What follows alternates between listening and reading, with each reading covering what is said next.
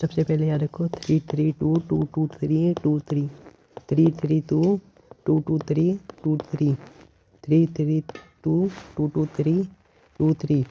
अब इसमें आएगा TIE और फिर आएगा TIE, फिर आएगा RVE रवि RVE, और फिर आखिरी में आएगा IF IF TIE RVE IF। Ravi में वैसे आई आता है, लेकिन इसमें ई याद रखो, रवि RVE IF। तो और अब लिखो TAT तट, TAT रमा RMA, और फिर आएगा TR आएगा। मतलब कि अब हो गया 3 3 2 2 2 3 2 3 TIE RVE IF TAT RMA TR तट Rama TR tie Ravi if 3 3 2 2 2 3 2 3। तो अभी और फिर याद रखो IE, सबसे पहले आई आएगा फिर ई आएगा, और फन FN IE फन। सबसे पहले आई आएगा फिर ई आएगा फिर आएगा फन, और फन IE फन। तो हो गया। तो TIE से हो गया, टी से हो गया, टी वाला 3 अक्षर का मतलब कि TLC हो गया, आई वाला 3 अक्षर का मतलब हो गया IRV हो गया, ई वाला 2 अक्षर का मतलब हो गया EC, आर 2 अक्षर का तो हो गया RV रेसिडुअल वॉल्यूम, बी हो गया 2 अक्षर का तो बी हो गया VC, ई हो गया 3 अक्षर का तो हो गया ERV। अब ई हो गया, अब आई हो गया 2 अक्षर का तो हो गया IC, एफ हो गया 3 अक्षर का तो हो गया FRC। तो अब हो गया TLC मतलब TAT मतलब total addition total, RMA Rama मतलब आर से हो गया रिमेन, एम से हो गया मैक्सिमम, ए से हो गया एडिशन, टी से हो गया टोटल, आर से हो गया रिमेन। तो हो गया 3 3 2 2 2 3 2 3 TIE RVE इफ टाई रवि इफ तट रमा TR 3 3 2 2 2 3 2 3। अब याद रखो IE और फन। तो मतलब कि जो total volume after forced inspiration के बाद टोटल वॉल्यूम होता है total lung capacity, additional volume after forced inspiration हो गया IRV, ऐसी नॉर्मल इंस्पिरेशन में हो गया total volume EC expiratory capacity, और फोर्स्ड एक्सपिरेशन में हो गया रिमेन इन लंग हो गया रेसिडुअल वॉल्यूम, मैक्सिमम हो गया वाइटल कैपेसिटी, और ERV हो गया एडिशनल आफ्टर फोर्स्ड एक्सपिरेशन, और नॉर्मल में हो गया टोटल हो गया इंस्पिरेटरी कैपेसिटी, और रिमेन आफ्टर नॉर्मल एक्सपिरेशन हो गया FRC फ्री रेसिडुअल कैपेसिटी। अब हो गया। अब टटरमा TR को याद रखने की ट्रिक है, T आ गया तो इधर आ जाएगा T, और R आ गया तो इसमें आ जाएगा R, तो TR, और इसमें हो जाएगा टाई रवि इफ। अब है, अब याद रखो तेरी TERI तेरी, तो टी से हो गया 500 मिलीलीटर, और 6000 से 8000 मिलीलीटर पर मिनट, 6000 से 8000 मिलीलीटर पर मिनट मतलब 6 से 8 लीटर पर मिनट, और 0.5 लीटर सिर्फ टी वाला। अब ई से याद रखो, अब दोनों में 0.1 का डिफरेंस है, और फिर सीधा आएगा 1.5 का, मतलब ई में डिफरेंस है 0.1 का, तो 1 से 1.1 हो गया। आर से हो गया 1.1 से 1.2, 0.1 का डिफरेंस है। अब जो आई है इसमें 1.5 का डिफरेंस है, मतलब कि 2.5 से 3 हो गया, 2.5 से 3 हो गया। तो तेरी मतलब टी से हो गया 500, और 6 से 8 लीटर पर मिनट, ई हो गया 1 से 1.1, 0.1 का डिफरेंस है। आर में 0.1 का डिफरेंस है तो 1.1 से 1.2, और आई से 2.5 से 3, 1.5 का डिफरेंस है 2.5 से 3। और जो टाइडल वॉल्यूम होता है, टाइडल वॉल्यूम मतलब टी वाला टीवी, वो होता है वॉल्यूम इंस्पायर्ड या एक्सपायर्ड ड्यूरिंग नॉर्मल रेस्पिरेशन। इसमें रेस्पिरेशन आएगा ड्यूरिंग नॉर्मल रेस्पिरेशन, मतलब इसमें ना इंस्पिरेशन आ रहा ना एक्सपिरेशन आ रहा। ड्यूरिंग नॉर्मल रेस्पिरेशन में जो वॉल्यूम इंस्पायर्ड या एक्सपायर्ड होता है उसे कहते हैं टाइडल वॉल्यूम। अब है ह्यूमन बीइंग कैन कंट्रोल या मेंटेन या मॉडरेट रेस्पिरेटरी रिदम। तो जो तेरी हो गया टी से हो गया 500 और 6 से 8 लीटर पर मिनट, 500 और 6 से 8 लीटर पर मिनट। ई हो गया 1 से 1.1, 1 से 1.1। आर हो गया 1.1 से 1.2। आई हो गया 2.5 से 3। अबे ह्यूमन बीइंग कैन मेंटेन या moderate respiratory rhythm, this is done by neural system. Human being can maintain या moderate respiratory rhythm, this is done by neural system. Respiratory rhythm center, respiratory rhythm center, इसमें P आ रहा है और इसमें M आ रहा है। रेस्पिरेटरी रिदम सेंटर, रिदम में एम आ रहा है, रेस्पिरेटरी में पी आ रहा है। तो पीछे हो गया रेगुलेट्स प्राइमरली और एम से हो गया present in medullary region of brain. Rhythm, rhythm के आखिरी में एम आ रहा है तो present in medullary region of brain, और रेस्पिरेटरी में पी बीच में आ रहा है तो रेगुलेट्स प्राइमरली, रेगुलेट्स प्राइमरली। अब chemosynthetic area, chemosynthetic area present adjacent to rhythm center, मतलब ये रिदम सेंटर के बगल में ही होते हैं। Chemosensitive area, highly sensitive to carbon dioxide and H plus, highly sensitive to carbon dioxide and H plus. Increase in concentration of CO2 and H plus can activate chemosynthetic area. Increase in CO2 and H plus concentration can activate chemosynthetic area, मतलब जब increase होगा तभी ये activate होते हैं।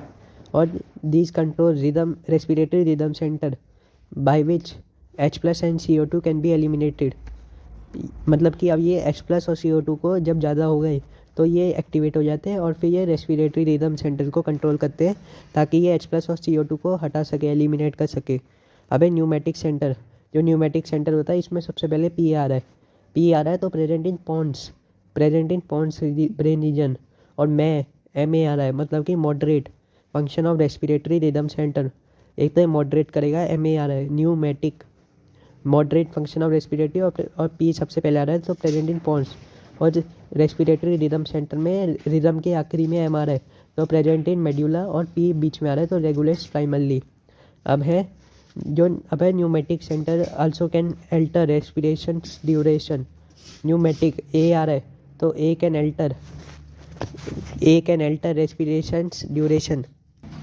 Pneumatic center present in pons brain region, moderate function of respiratory rhythm center, moderate function of respiratory rhythm center can alter respiration's duration, pneumatic। अब है receptor associated with carotenoid artery and aortic arch can also recognize changes in carbon dioxide and H plus and send signal to rhythm center for action।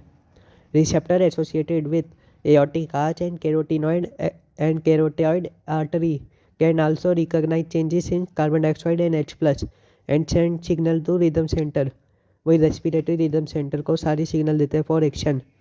अब oxygen का कोई भी role नहीं होता, role of oxygen is nothing in regulation of respiratory rhythm, role of oxygen is nothing in regulation of यही respiratory rhythm center, मतलब respiratory rhythm center ही main वो है, रेगुलेट्स प्राइमरली। और ये जो न्यूमेटिक हो गया कीमोसिंथेटिक हो गया और एरोटिनॉइड कैरोटिनॉइड, ये सब रेस्पिरेटरी रिदम सेंटर पे डिपेंड है। जैसे कीमोसिंथेटिक है वो डिपेंड करता है control respiratory rhythm by which H plus and CO2 can be eliminated, chemosynthetic.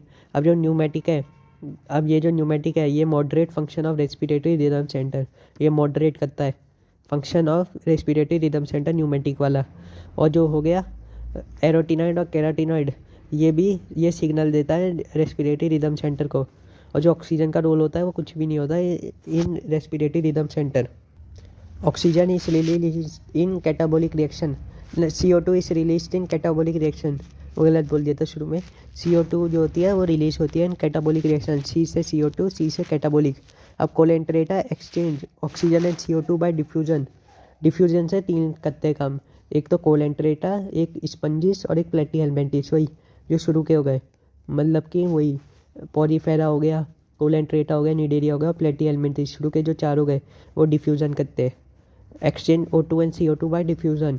और जो आर्म गिल ब्रांच, आर्म से हो गया एक्वेटिक आर्थ्रोपोडा, एम से हो गया मलुस्का, गिल से हो गया गिल्स, और ब्रांच से हो गया branchia respiration. Arm gill branch, branch से हो गया ब्रांचिया रेस्पिरेशन, गिल से हो गया गिल्स, आर्म से हो गया एक्वेटिक आर्थ्रोपोड और एम से हो गया मलुस्का। अर्थ मॉइस्ट कट, अर्थ से हो गया अर्थवर्म, वो करता है मॉइस्ट क्यूटिकल होता है और वो क्यूटेनियस होता है। कट, अर्थ मॉइस्ट कट, तो कट से हो गया अर्थ से हो गया अर्थवर्म, मॉइस्ट से हो गया मॉइस्ट क्यूटिकल है, ना कि स्किन है। अर्थवर्म में मॉइस्ट क्यूटिकल और कट अर्थ मॉइस्ट कट, तो हो गया कट से हो गया क्यूटेनियस। अब है frog, cut frog moist skin, frog की स्किन होती है लेकिन अर्थ की कोई स्किन नहीं होती, तो अर्थ में क्यूटिकल हो जाएगा और फ्रॉग की स्किन होती है तो कट फ्रॉग मॉइस्ट स्किन, तो मॉइस्ट स्किन से वो डिफ्यूज़ करता है exchange O2 and CO2 by moist skin, और इसे कहते हैं क्यूटेनियस रेस्पिरेशन। मतलब क्यूटेनियस रेस्पिरेशन में दो आते हैं, एक अर्थवर्म एक फ्रॉग। अब जो अर्थवर्म है, जो अर्थ है, अर्थ में अर्थ की कोई भी स्किन नहीं होती, तो हमें अर्थ को कट करना है, तो मॉइस्ट क्यूटिकल हो गया। और जो फ्रॉग होता है वो ये जिंदा, जैसे ह्यूमन बींग में स्किन होती है, तो फ्रॉग में मॉइस्ट स्किन क्यूटेनियस हो गया। अब human respiratory system NPLT NPELT primary secondary tertiary initial terminal alveoli, NPELT primary secondary tertiary initial terminal. सबसे पहले आएगा प्राइमरी सेकेंडरी टर्शरी, फिर आएगा इनिशियल टर्मिनल, और आखिरी में आएगा alveoli. NPELT primary 1 2 3 IT, NPELT 1 2 3 IT, NPELT 1 2 3 IT, ITA 1 2 3 ITA। तो NP से हो गया, जो फेरिंग्स होता है वो कॉमन पैसेज होता है, कॉमन पैसेज। पी फेरिंग्स में पी आ रहा है तो पी से हो गया पैसेज, तो पैसेज हो गया तो कॉमन हो गया, common passage for food and air pairings. अब जो एपिग्लॉटिस है, वो कार्टिलेज फ्लैप होता है, एपिग्लॉटिस कार्टिलेज फ्लैप होता है। Provide food entry into larynx, epiglottis cartilage flap होता है। एपिग्लॉटिस पे जो हम बचपन में पढ़ते थे, वो कार्टिलेज फ्लैप होता है, ताकि लंग्स के अंदर खाना ना जाए। Prevent food entry into larynx. अब जो लिरिंग्स होता है, लिरिंग्स मतलब लिरिक्स, गाने की जो लिरिक्स होती है, तो कॉल्ड साउंड बॉक्स, और ये कार्टिलेज का होता है। अब एनपीईएलटी 1 2 3, जो टी है, trachea divides in 5th thoracic chamber into right and left bronchi. Trachea divides in 5th thoracic, 5th मतलब 3 4 5, एनपीईएलटी 5 हो गए, तो trachea divides in 5th thoracic chamber into right and left bronchi. अब जो टीआईई, अब टीआईई याद रखो, टीआईई मतलब ट्रेची से लेकर initial bronchiole, supported by incomplete cartilaginous ring. TIE E तो ऐसी बोलती है, मतलब कि टीआई और ई से याद रखो कि इनकम्प्लीट कार्टिलेज है। टीआई और टर्मिनल वाला जुड़ा नहीं होता, इनकम्प्लीट कार्टिलेज नहीं होती उसमें, सिर्फ इनिशियल ब्रोंचियोल तक होता है और ट्रेची से शुरू होता है। और ये सारा जो होता है नॉस्ट्रिल से लेके जो टर्मिना ब्रोंचियोल तक होता है, ये कंडक्टिंग पार्ट है, जो transport air clears air from dust, bring air to body temperature. और जो एल्वियोलाई है, वो होता है रेस्पिरेटरी या एक्सचेंज, जहाँ एक्चुअल डिफ्यूजन होता है रेस्पिरेटरी या एक्सचेंज में। और जो कंडक्टिंग होता है वो होता है नॉस्ट्रिल से लेके टर्मिनल तक। अब है जो लंग होता है, वो is anatomically in air tight chamber, lung is anatomically in air tight chamber. Change in thoracic cavity से चेंज इन पल्मोनरी कैविटी हो जाता है। जब हम थोरेसिक कैविटी का वॉल्यूम चेंज करते हैं, तो उससे चेंज इन पल्मोनरी कैविटी हो जाता है, पल्मोनरी बाद में और थोरेसिक पहले है। अब है डोर्सली, लंग के पीछे वाले, लंग के पिछवाड़े पे है वर्टिब्रल कॉलम, वो जो रीढ़ की हड्डी वर्टिब्रल कॉलम है लंग के पीछे। और लंग के लोअर साइड नीचे है लंग के डायफ्राग्राम, और लंग के आगे मतलब वेंट्रली है स्टर्नम, और लंग के लेटरली चल रहे रिब्स। अब we can directly change pulmonary volume, लेकिन हम थोरेसिक वॉल्यूम बदल देते हैं, जिससे पल्मोनरी वॉल्यूम बदल जाता है। अब lung cover with 2 layer pleural with pleural fluid between them, जो रिड्यूसेस फ्रिक्शन ऑन लंग। कौन कहता है? 2 pleural cavity, 2 layer pleural with pleural cavity between them. अब आउटर प्लूरा जो होती है in contact with thoracic lining, और जो इनर प्लूरा होती है इन कॉन्टैक्ट विद लंग। अंदर वाला तो लंग से ही होगा क्योंकि वो प्लूरा है, और जो आउटर वाला हुआ वो थोरेसिक लाइनिंग से होता है। अब breathing awkward by pressure gradient, जो ब्रीथिंग होती है उसमें प्रेशर ग्रेडियंट बनता है, ब्रीथिंग में प्रेशर ग्रेडियंट बनता है। अब है ब्रीथिंग के 2 इंस्पिरेशन एक्सपिरेशन। अब इसे याद रखने के इंस्पिरेशन में है अंदर का जो प्रेशर होता है वो कम होता है देन एटमॉस्फेयर प्रेशर। अंदर का प्रेशर कम हुआ, बाहर के प्रेशर से, तो बाहर से अंदर हवा आ जाती है, तो intra pressure less than atmospheric pressure. तो अगर प्रेशर अंदर का कम हुआ तो अंदर का वॉल्यूम ज़्यादा करना पड़ेगा, तो मतलब कि डायफ्राग्राम कॉन्ट्रैक्ट होगा, डायफ्राग्राम पहले ऐसे होता है उठा हुआ, वो ऐसे नीचे हो जाता है, वो मतलब कॉन्ट्रैक्ट हो रहा है, तो डायफ्राग्राम कॉन्ट्रैक्ट। अब इसे याद रखने की ट्रिक है in ex contract, in ex dia contract, diaphragm contract तो होता ही है, तो इन एक्स डाया कॉन्ट्रैक्ट, तो मतलब कि इन एक्स डाया कॉन्ट्रैक्ट, तो डाया और एक्सटर्नल इंटरकोस्टल मसल जो होती है, एक्सटर्नल इंटरकोस्टल मसल इन एक्स कॉन्ट्रैक्ट, ये दोनों कॉन्ट्रैक्ट होती है, तो स्टर्नम और रिप्स अप हो जाती है, स्टर्नम और रिप्स अप हो जाती है इंस्पिरेशन में, स्टर्नम और रिप्स अप हो जाती है इंस्पिरेशन में, और जो एक्सपिरेशन है उसमें स्टर्नम ऑफ रिब नीचे हो जाती है और इंटरकोस्टल मसल रिलैक्स, इंटरनल उसमें था एक्सटर्नल इंटरकोस्टल मसल कॉन्ट्रैक्ट, इसमें इंटरकोस्टल मसल रिलैक्स, इसमें सिर्फ इंटर लिखा है, ये नहीं लिखा कि एक्सटर्नल है या इंटरनल है, इसमें वही लिखा है जैसे इंस्पिरेशन में था external intercostal muscle contract, expiration में सिर्फ इंटरकोस्टल मसल रिलैक्स, उसमें कॉन्ट्रैक्ट हो रही थी, इसमें रिलैक्स होती है।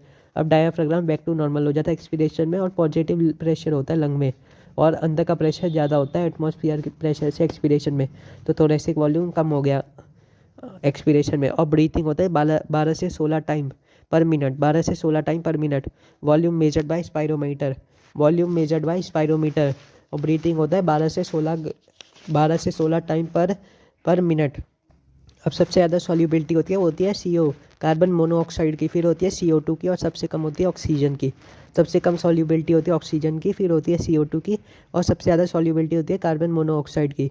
CO2 is 20 to 25 times more than oxygen solubility, carbon dioxide की सॉल्युबिलिटी ज़्यादा होती है, ये याद रखो। अब है AA डॉट, ए से हो गया एटमॉस्फेयर, ए से हो गया एल्वियोलाई, डी से हो गया डीऑक्सीजनेटेड ब्लड, ओ से हो गया ऑक्सीजनेटेड ब्लड, टी से हो गया टिश्यू, ए डॉट। तो 159 104 95, मतलब एक ही लाइन में लिखो 100 से ऊपर वाले नंबर 159 104 95, तो 100 के आसपास है 159 104 95, ये एक ही उसमें आ जाएगा। और ये ऑक्सीजन है, ऑक्सीजन सबसे ज़्यादा होती है 159 104 95, 159 104 95 ऑक्सीजन में। और जो CO2 होता है CO2, ये है हो गया 0.3, याद रखो एटमॉस्फेयर का इसे भी याद रखो 0.3, एटमॉस्फेयर का है 0.3। अब आगे लिख दो इधर 40, इधर लिख दो 40, 40 लिख दिया, 40 40 40 40 45 45 45 दो बार आएगा, 40 आ जाएगा, 1 2 3 4 4 बार आ जाएगा, और 45 दो बार आ जाएगा।